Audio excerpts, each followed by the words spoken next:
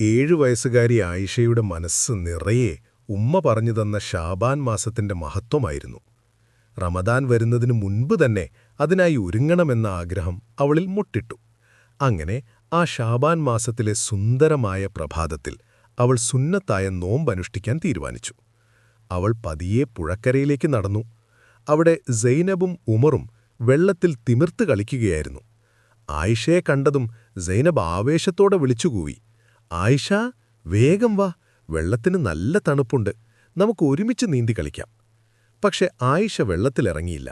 അവൾ പുഞ്ചിരിച്ചുകൊണ്ട് പറഞ്ഞു, "ഇല്ല കൂട്ടുകാരെ, എനിക്ക് കളിക്കാൻ കഴിയില്ല." അത് കേട്ട് ഉമറിന് അത്ഭുതമായി. അവൻ ചോദിച്ചു, "അതെന്താ ആയിഷ, നല്ല വെയിലല്ലേ, വെള്ളത്തിലിറങ്ങിയാൽ നല്ല സുഖമായിരിക്കില്ലേ, നീ എന്താ വരാത്തത്?" അപ്പോഴാണ് ആയിഷ ആ കാര്യം പറഞ്ഞത്. "ഞാനിന്ന് നോമ്പാണുമരെ, റമദാൻ വരാൻ പോവുകയല്ലേ, അതിനു മുൻപേ നമ്മൾ ശീലങ്ങൾ തുടങ്ങണ്ടേ?" ഇത് കേട്ട് സൈനബ് നീന്തിക്കയറി വന്നു ചോദിച്ചു, "റമദാനിന് ഇനിയും ദിവസങ്ങളുണ്ടല്ലോ, പിന്നെന്തിനാ നീ ഇപ്പോഴേ നോമ്പെടുക്കുന്നത്?" ആയിഷ സ്നേഹത്തോടെ പറഞ്ഞു, "നല്ല ശീലങ്ങൾ പെട്ടെന്നൊന്നും തുടങ്ങാൻ കഴിയില്ല സൈനബേ. ഷാബാൻ അതിനുള്ള തയ്യാറെടുപ്പാണ്. കൂടുതൽ പ്രാർത്ഥിക്കാനും ഖുർആൻ ഓതാനും മനസ്സിനെ പാകപ്പെടുത്താൻ ഈ മാസം നമ്മെ സഹായിക്കും." ആയിഷയുടെ വാക്കുകൾ ആ കൂട്ടുകാരുടെ മനസ്സിലും തൊട്ടു.